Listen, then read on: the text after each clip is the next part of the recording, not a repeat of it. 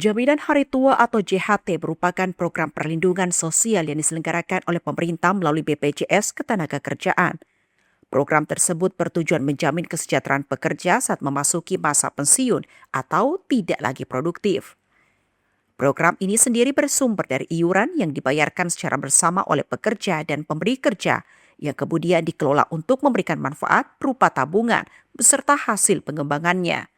Di masyarakat, program ini ramai diperbincangkan dan menjadi polemik lantaran saat pekerja mencairkan JHT dikenakan potongan pajak progresif berkisar 5% hingga 30% atau lebih.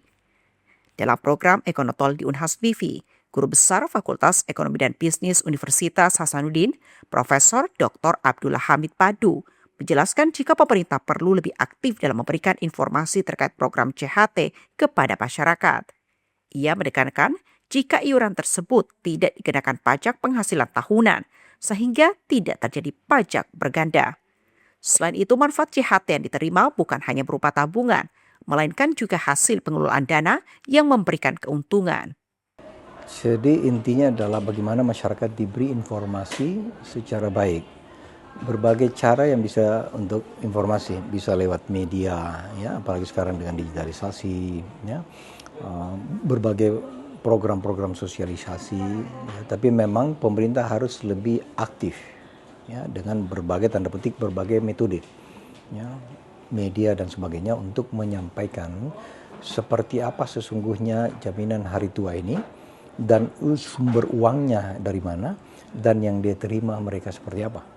Karena tadi kalau mereka paham bahwa sumber uangnya itu dari iuran, kan? Iuran yang dibayarkan oleh pekerja. Tapi iuran 5,75 itu kan bukan seluruhnya dari pekerja. 3,75 dari pemberi kerja, dari kantor, 2%-nya dari pembayar kerja. Itu pun uang yang dia pakai untuk membayar iuran, itu tidak masuk bagian yang dihitung penghasilan yang kena PPh tahunan. Jadi artinya tidak double nanti pajaknya. Karena uang ini belum pernah kena pajak. Oke. Itu harus diberitahu secara baik. Profesor Hamid menyebut keberadaan program ini merupakan bentuk peran negara dalam menjamin kesejahteraan masyarakat di masa pensiun agar tetap mampu memenuhi kebutuhan hidup secara layak. Hasil pengelolaan dana JHT dapat memberikan imbal hasil yang lebih tinggi dibandingkan jika dana tersebut dikelola secara mandiri oleh individu. Selain itu, sistem klaim JHT saat ini dinilai semakin mudah dan sederhana karena telah terintegrasi secara digital, sehingga masyarakat dapat mengaksesnya dengan lebih cepat. Namun demikian, ia menegaskan pentingnya penyederhanaan informasi dan peningkatan literasi publik agar masyarakat memahami manfaat program tersebut. Orang mau membayar secara baik kalau dia paham dan dia rasa bahwa itu bermanfaat. Ketika abu-abu, maka mereka akan curiga, kemudian trust.